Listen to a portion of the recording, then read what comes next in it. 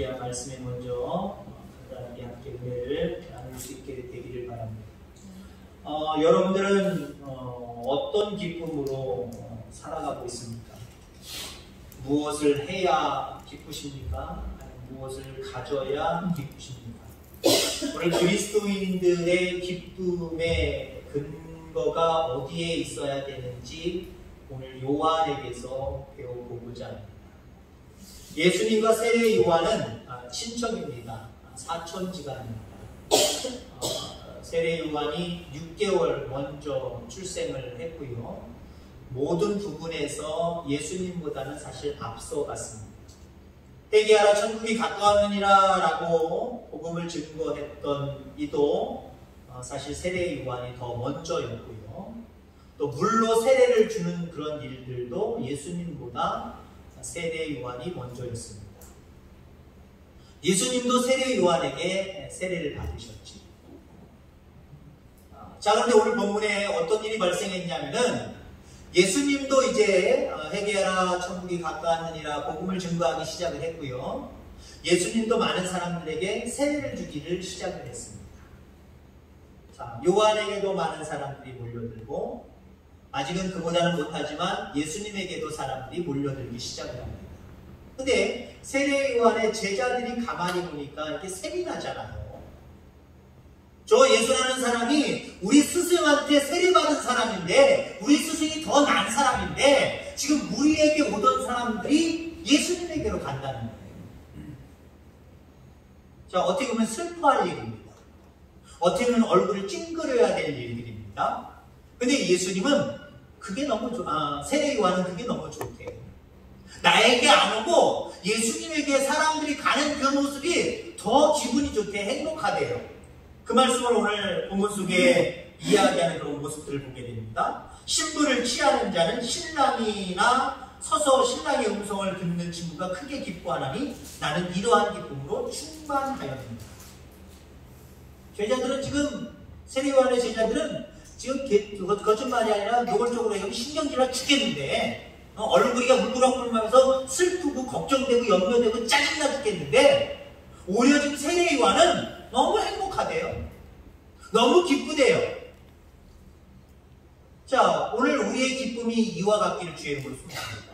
어디에 기쁨의 근거를 두느냐에 따라서 슬퍼할 일도 절망할 일도 화날 일도 기뻐할 수 있다는 거예요. 육신적으로 말하면 지금 세례 요한의 모습을 보면은 지금 기뻐할 일 아니에요. 괴로워할 일이고요. 자존심 상할 일이고요. 억울할 일이기도 하고요. 짜증나는 일이기도 하고 신경질 나는 일이기도 합니다. 더군다나 사촌 동생이에요. 야 임마! 형 이렇게 하는데 그럴 수 있어? 너 저쪽으로 가! 그런 거 하지마! 나만 할 거야. 내가 먼저 했어. 그럴 수도 있는 거예요. 짜증이 나면서. 그러나 지금 그 동생 뻘 되는 사촌 동생 뻘 되는 예수님에게로 많은 사람들이 갈 때 오히려 나는 이 기쁨이 너무 충만하다. 예수님에게로 가는 게 너무나도 나는 기쁨이 있다 라고 이야기하고 있다는 거예요. 분명히 보통 사람들과는 다른 기쁨의 근거가 세례 요한에게 있었다는 거죠. 자, 그러면 세례 요한이 가지고 있었던 그렇게 기뻐할 수 없는 일 속에서도 기뻐하고 있는 세례 요한의 기쁨의 근거는 무엇이냐? 몇 가지를 살펴보면요. 우선은 하나님이 자기 자신에게 주신 위치를 깨달음으로 인하여서 얻어진 기쁨이에요. 나에게 어떤 위치를 주셨나, 나에게 어떤 직분을 주셨나, 이걸 깨달으면요, 뭐 다른 일들에 대해서 자기의 모습이 괴로워할 필요가 없다라고 하는 거죠. 자, 불만에 가득 찬 제자들에게 예수님이 세례 요한이 말합니다. 만일 하늘에서 주신 바 아니면 사람이 아무것도 받을 수 없느니라. 지금 사람들이 벌로 몰려가는 것, 이것도 다 하나님이 정해신 거래요. 하나님이 주신 거래요. 억지로 나에게서 빼앗아가는 것이 아니라 그렇게 되어지는 것들이 다 하나님의 섭리 가운데, 하나님의 은혜 가운데 되어진 일들이래요. 자, 그러면 또 뭐라고 말씀을 하냐면은 내가 말하는 바 나는 그리스도가 아니요 그의 앞에 보내심을 받은 자라고 하는 것을 증언할 자는 너희입니다. 자기가 주인공이 아니래요. 그리스도가 아니래요. 오히려 그리스도를 위해서 먼저 보냄을 받은 자예요. 자기 위치를 정확하게 깨닫고 있잖아요. 예수님이 늦게 시작을 했지만 예수님이 늦게 시작한 그 예수님에게로 많은 사람들이 갈 때에 자기는 기뻐할 수 있는 이유가 그걸 위해서 하나님이 나를 부르셨대요. 내가 감당해야 될 직분은 그 직분이다라고 깨달았기 때문에 세례 요한은 그것이 기뻤던 거예요. 예수님에게로 많은 사람들이 가는 것이 기뻤던 거예요. 여러분 그렇습니다. 정말 중요한 것은 어떤 자리이든 어떤 일이든 하나님이 주시는 자리에 서 있는 게 중요한 거예요. 네. 세상 사람들이 얘기하는 어떤 자리냐, 높낮이, 사람들이 인정하느냐 인정하지 않느냐 그 자리, 이런 자리가 중요한 게 아니라 어떤 자리든 나에게 하나님이 주신 자리가 있다는 거죠. 저도 목회를 하면서 2학년 도예지에서 큰 목회하고 싶은 욕망 저도 왜 없겠습니까? 그렇다고 해서 그런 목사님들보다 죄송한 편이지만 뭐가 내가 못난 게 뭐가 있나? 하나님이 나를 못나서 그렇게 하셨나? 그건 아니에요. 나에게 주신 자리가 여기에요. 나에게 주신 직분이 그거예요. 생각해 보세요. 모두가 다 개척교회를 멀다 하고 싫다 하고 작은 교회를 싫다 하고 모두가 다 큰 교회로 가려고 한다고 목회자들이 그런다고 한다면 어떻게 되겠습니까? 각자 맡겨준 위치가 다 다른 거예요. 그거 가지고 크다 작다 하는 건 하나님 앞에서 우리가 평가할 일이 아니라는 거죠. 자, 여러분의 자리, 여러분의 위치를 잘 깨닫게 되기를 바랍니다. 내가 있어야 될 자리, 그 자리를 잘 알고 있으면은요, 남의 것 때문에 아우 나도 저런 자리에 올라가고 싶어, 저런 직분 맡고 싶어, 저런 위치에 있고 싶어, 이것 때문에 뭔가 비교되어져서 서운해하거나 섭섭해하거나 신경질나거나 짜증나거나 이런 일 없다니까요. 나는 내가 있어야 될 자리, 하나님이 세우신 자리, 그 자리에 있어. 나는 오히려 기뻐할 수 있는 거예요. 여러분들의 위치를 잘 깨닫고 살아가는 저와 여러분들 다 되기를 주의 이름으로 축원합니다. 아멘. 자, 그 다음에 사도 요한의 이 기쁨은 어디에서 오는 것이냐? 사람들을 예수님께로 인도하는 것, 그것이 자기의 사명인 것을 알았기 때문에 기뻐할 수 있었던 겁니다.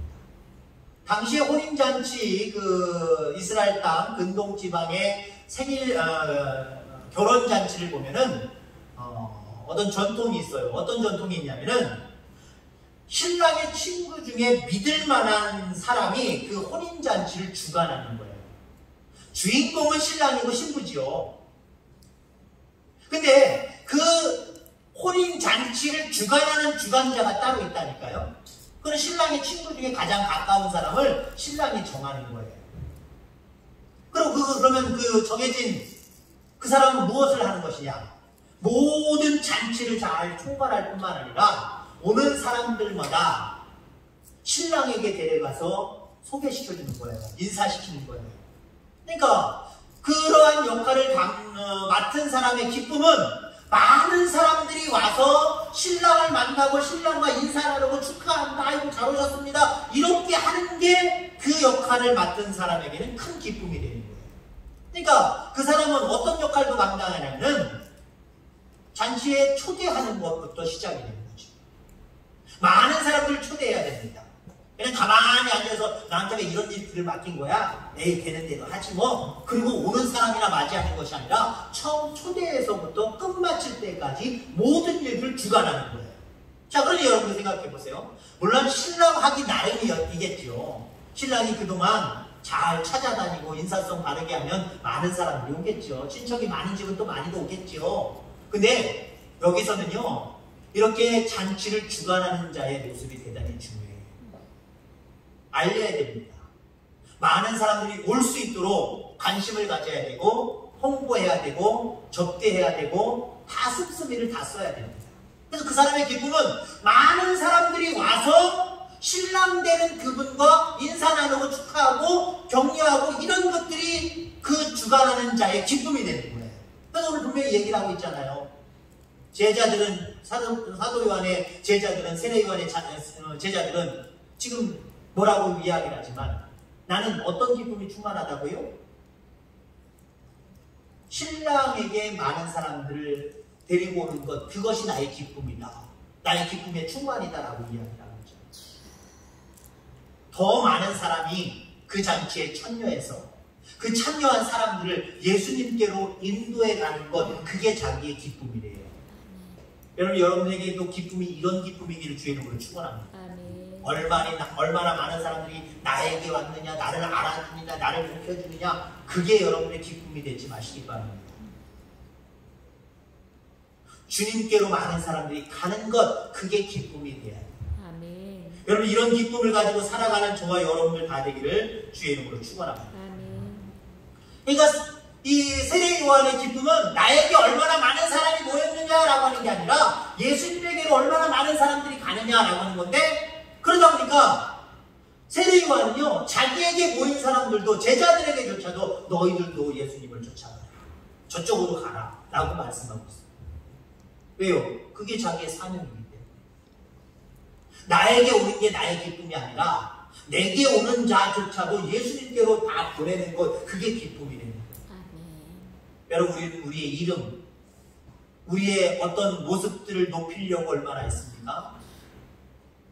오늘 주님을 높일 수 있는 저와 여러분들 다 되기를 주의 이름으로 축원합니다. 그것이 여러분들에게 기쁨이 되기를 바랍니다. 자, 그 다음에 마지막으로 세례 요한의 기쁨의 근거는 어디에서 나오는 것이냐? 그는 흥하여야 되겠고 나는 새하여야 된다. 거기서 오는 거예요. 자기는 새하여도 된다는 거예요. 자기는 별 볼 일 없어도 괜찮다는 거예요. 오히려 내가 새하여지고 별 볼 일 없어짐으로 말미암아 예수님이 드러날 수 있다고 한다면, 예수님이 흥할 수 있다라고 한다면 그게 내 기쁨이다. 실질적으로 그렇잖아요. 세례 요한에게 오던 자들이 다 저쪽으로 가기 시작하고 아예 세례 요한이 보내버리잖아요. 자, 얼마나 예수님을 높여드리냐면은, 세례 요한에게 예수님이 세례 받으셨다고 그랬죠? 어느 날 예수님이 세례 요한에게 세례 받으시려고 나오십니다. 강가로 나오십니다.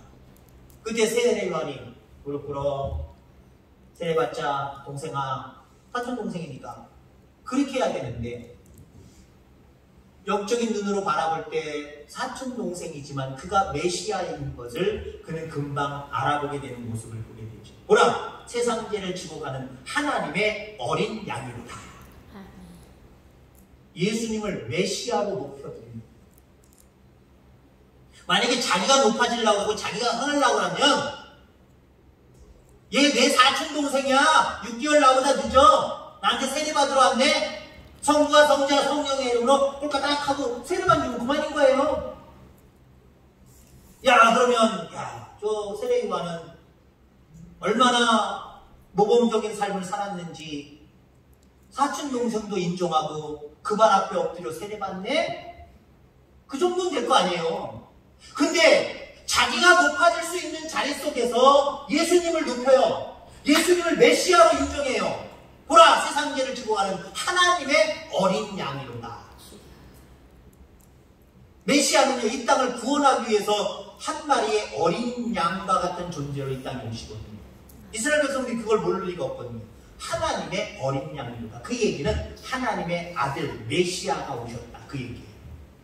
많은 사람들 앞에서 예수님을 높여드립니다. 자기는 망가져도 괜찮아요.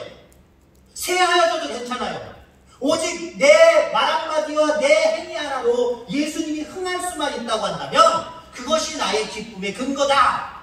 이게 바로 세례 요한이 가지고 있었던 모습. 어쩌면 우리 그리스도인들은 주님의 이름이, 하나님의 이름이 우리에게는 도구가 되는 경우들도 참 많아요. 도구가 되는 경우들도 참 많아요. 특히 교회지에서는요, 물론 다는 아니지만 상당히 많은 사람들이, 특히 사업하는 사람들, 작은 교회 안 갈래요. 개척교회 안 갈래요. 왜 그렇습니까? 주님을 믿는다라고 하는 그 모습으로 좀 더 큰 교회 가서 자기의 사업체를 알려서 그 몫에, 그 바람에 좀 사업 좀 확장해 가야 돼요. 음식점 한번 해보세요. 예를 들어 전도회가 여전도회든 남전도회든지 한 10개, 20개 되는 교회들 있잖아요. 우리 교회는 하나밖에 없지만 그런 교회들이 많아요. 수십 개, 수백 개 되는 선교회가 그냥 세부적으로 막 많잖아요. 구역들도 세부적으로 얼마나 많은지 몰라요. 그러면 그런 데서 한 번 와서 단체로 밥 한 번 먹어봐요.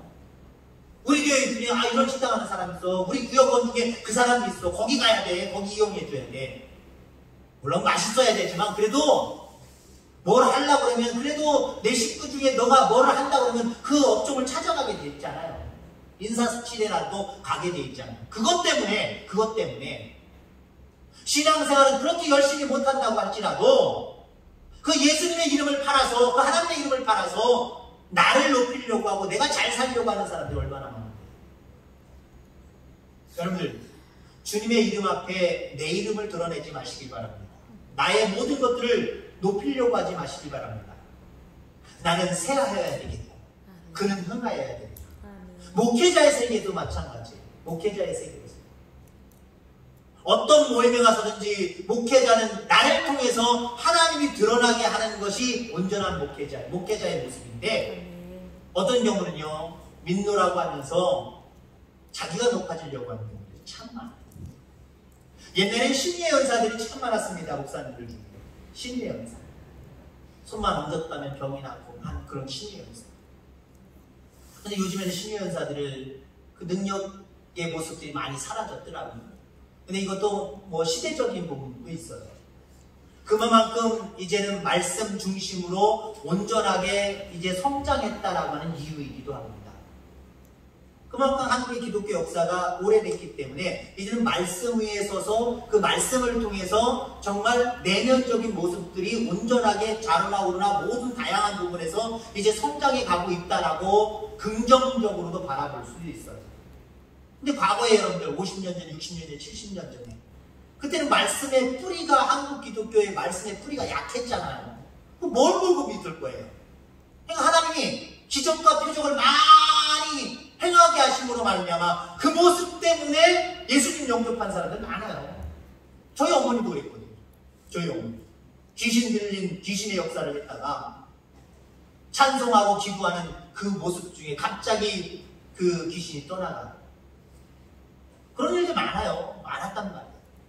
근데 여러분들 한편으로는 왜 이런 역사들이 요즘에는 점점 사라지고 있을까? 좀 누워 침뱉기의 모습이기도 합니다만요. 목회자들이 자기들의 이름을 높이려고 하기 때문에. 한 3, 4년 전? 2, 3년 전에 제가 목회하던 그 근처에 어떤 교회에서 행사를 해가지고 참석을 했어요. 그냥 문화행사였습니다.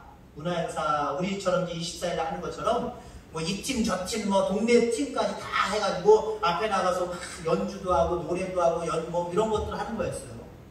근데 마지막에는 목사님이 나와서 자기에게는 신유의 은사가 있다. 그래서 이 시간 이거 순서가 끝나고 병 낫기를 바라는 많은 사람들 있으면은 앞으로 내가 고쳐줄 테니까 걱정하지 말고 내가 고쳐줄 테니까 나오라. 저는 거기서 상당히 조금 마음에 안 들었어요. 나를 통해서 하나님이 치료하실 것입니다 라고 얼마나 아름다웠어요. 내가 고칠 테니까 나오라. 나한테는 신의 은사가 있기 때문에 내가 손 얹어서 기도하면 다 나았다고. 그러니까 내가 고칠 테니까 나한테 위로 나오라. 그러시더라고요. 그 전에 그냥 왔어요. 물론 순서가 다 끝났지만 그 전에 그냥 왔어요. 하나님께 영광이 가야 될 그 모습을 자기들이 가로채는 모습들이 상당히 많았다는 거죠. 이것이 뭐 목회자뿐만 아닙니까? 우리 일상적인 모든 성도들의 삶 속에서도 하나님의 영역, 하나님의 자리, 하나님께 돌아가야 될 영광의 모습을 가로채고 나를 높이려고 하는 모습들이 얼마나 많습니까? 그런 자들에게는 참된 기쁨이 없어요. 만족이 없어요.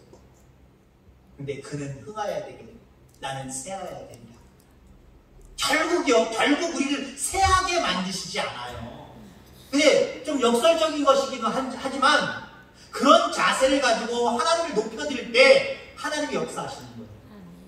근데 하나님을 이용해서라도 내가 높아지려고 하는 모습을 가지면은요, 금방 높아질 것 같은데, 금방 뭐가 될 것 같은데, 오히려 높아지지 않아요. 낮아져요. 오히려 미끄럼타요. 어떤 은혜가 임하지 않아요. 결론적 말씀을 드립니다. 여러분들은 지금 기쁘십니까? 정말 인생 전반을 전체적으로 놓고 볼 때 기뻐하는 삶을 살아가고 있습니까? 아니면 괴롭다라고 하는 그런 인생을 살아가고 있습니까? 앞으로의 여러분의 인생이 날마다 기쁨이 충만한 그런 인생으로 변화되기를 주의 이름으로 축원합니다. 그러하기 위해서는 내 위치를 잘 알아야 돼. 하나님이 나에게 주신 위치가 어떤 위치인가? 위치를 정말 잘 알아야 되고요. 그리고 이 땅에 살아가면서 많은 영혼을 그리스도께로 인도하는 것이 우리의 사명이다. 그 사명을 감당하는 일에 집중해 보시길 바랍니다.